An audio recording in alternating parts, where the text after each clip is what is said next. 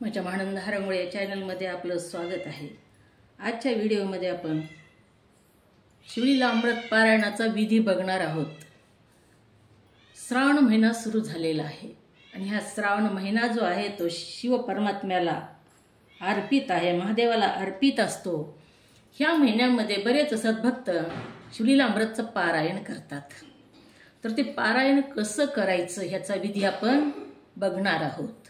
प्रथमतः असा चौरंग घ्यावा किंवा पाट घ्यावा आणि त्या चौरंगाच्या समोर आपण आसन टाकून बसावा।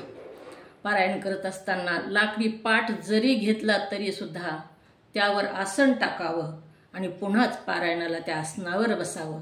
डायरेक्ट लाकडी पाटावर बसून पारायण करू नये, आजारपण येतात असं म्हणतात।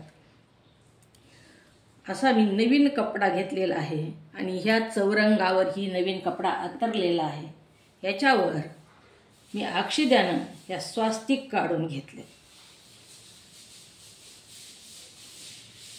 अशा प्रकारे ही स्वास्तिक काढून घ्यावं।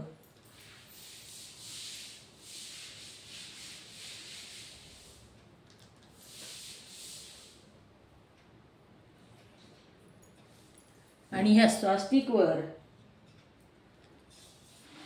असा कलश भरून घ्यावा आणि ह्याला 3 बोटानं भस्म लावावा।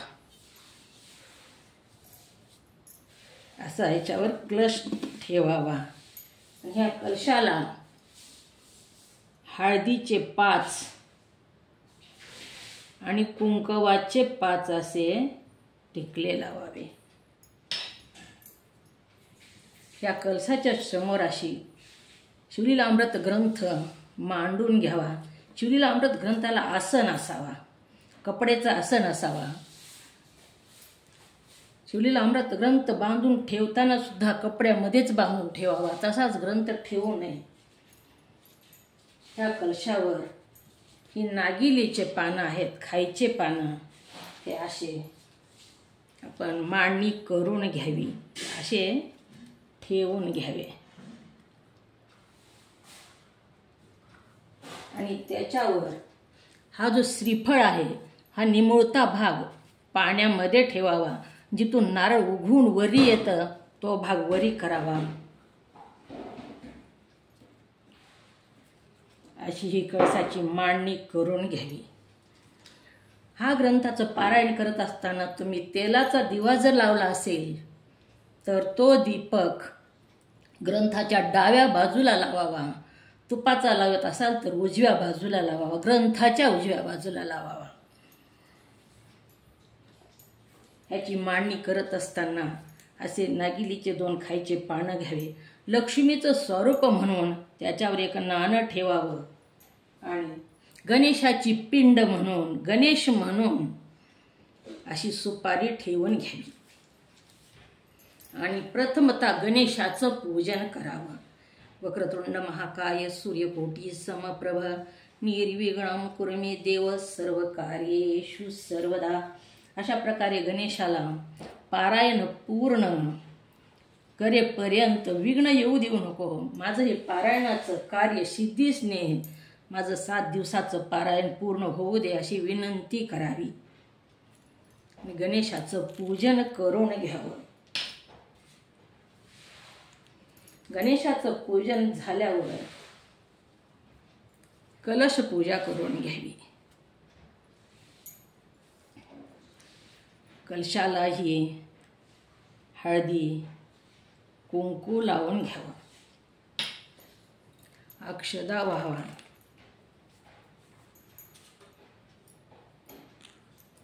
त्याच्यानंतर ग्रंथाचं पूजन करून घ्यावं। त्रिदलं त्रिगुणाकारं त्रिनेत्रं त्रियायुधं त्रिजन्म पापसंहारं एकबिल्वं शिवार्पणं। अशा प्रकारे पालता बेल व्हावा ग्रंथाला आणि दीपकचं पूजन करून घ्यावं, दिवेचं पूजन करून घ्यावं। दिव्या दीपत्कार काणी कुंडल मोतीहार, दिव्याला पाहून नमस्कार। दिवा लावला देवापाशी, उजेड पडला तुळशीपाशी, माझा नमस्कार सर्व देवांपाशी। अशी मांडणी करून घेऊन आपण पारायण करावं। पारायण करत असताना 7 दिवसाचं जर आपण पारायण करत असाल तर रोज 2 अध्याय वाचावे. ह्या पारायणामध्ये या शिवलीलामृतचे 14 अध्यायाचा समावेश आहे. 15वा अध्याय वाचला तरी चालतो, नाही वाचला तरी चालतो, परंतु 14 अध्यायाचं पारायण असतं. म्हणून 7 दिवसात रोज 2 अध्याय घेऊन 7 दिवसात हे पारायण पूर्ण करावं. दररोज पारायणाला बसलं असताना आसनावर बसताना आसनाची पूजा करून त्याच्यावर बसावं आणि पारायण पूर्ण झाल्यावर 2 अध्याय पूर्ण वाचायचे झाल्यानंतर आरती करावी. आणि पारायणाला बसत असताना किंवा झाल्यावर 108 मण्याची जे रुद्राक्षाची माळ असते त्याच्यावर ओम नमः शिवाय ह्या षडाक्षरी मंत्राचा 1 माळ तरी जप करावा. 5 माळा 11 माळा तुम्हाला जेवढा शक्य होईल तेवढा जप करावा. हे पारायण श्रावण महिन्यात केलेलं खूप प्रखर असतं. पारायण करत असताना शुचिर्भूत होऊन पारायण करावं. स्नान करूनच पारायण करावं. सवळेत केलं तर अतिउत्तम. हा कळस जो मांडलेला आहे हा कळस 7 दिवस उचलू नये. तो कळस असाच ठेवावा. 7व्या दिवशी पारायण पूर्ण झाल्यावर हा कळस उचलावा आणि ह्याच्यामधलं जे जल आहे, पाणी आहे, ती सगळ्या घरामध्ये शिंपडावं. ह्या कळसामध्ये ह्या पारायणाचा अर्क उतरलेला असतो आणि उरलेलं पाणी तुम्ही कुंड्यातल्या रोपट्याला टाकू शकता. तुळशीला मात्र टाकू नये ह्याची काळजी घ्यावी. अशा प्रकारे ग्रंथाचं पारायण करावं, आपण धन्य व्हावं. ह्या ग्रंथाचं पारायण खूप प्रखर सांगितलं. शिवलीलामृत ग्रंथच श्रेष्ठ आहे, त्याच्यात पारायण त्याच्यापेक्षा जास्त. आणि हा श्रावण महिना शिव परमात्म्याला अर्पित असल्या कारणानं ह्या महिन्यात केलेलं पारायण दूध शर्करा योग सांगितला.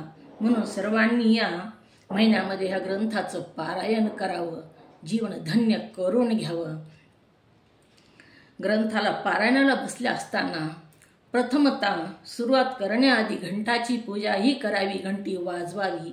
आगमनार्थ तू देवाणां गमनार्थ तू राक्षसां पूर्वे घंटारोम नित्यं सर्वोपद्रवनाशनम, अशा प्रकारे मंत्र म्हणावा आणि घंटा वाजवून घ्यावी. आणि पारायण संपल्यानंतर सुद्धा पूर्ण झालं म्हणून घंटा वाजवावी. असं हे पारायण पूर्ण करावं. रोजचं 2 अध्यायाचं पारायण झाल्यावर आरती करून घ्यावी. आपल्याला 3 दिवसाचं जर पारायण करायचं असेल तर रोज 3 दिवसामध्ये पहिल्या दिवशी 5 अध्याय, दुसऱ्या दिवशी 5 अध्याय आणि तिसऱ्या दिवशी 4 अध्याय वाचून ही 14 अध्याय पूर्ण करावे आणि 3 दिवसाचं पारायण करावं. एक आसनी पारायण जर करायचे आपल्याला तर आसनावर बसल्यानंतर मात्र पूर्ण 14 अध्याय होईपर्यंत उठूच नये. आरती करूनच उठावं. ह्याला एक आसनी पारायण असं म्हणतात. एक आसनी पारायण खूप प्रखर सांगितलं. हे सुद्धा शुचिर्भूत होऊन स्नान करून शुभ्र वस्त्र धारण करावं, नाहीतर धुतलेलं वस्त्र धारण करून हे शिवलीलामृतचं पारायण करावं. असा या पारायणाचा विधी सांगितलेला आहे.